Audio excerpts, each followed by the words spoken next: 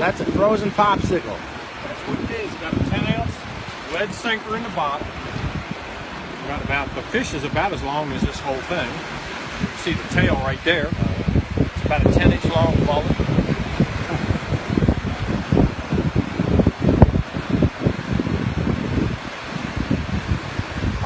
How many did you bring out for today? 5.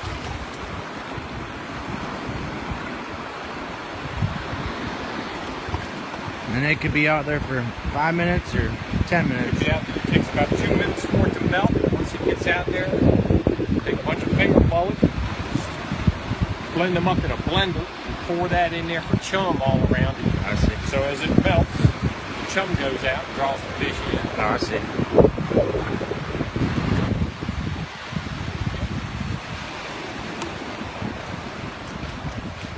Yeah.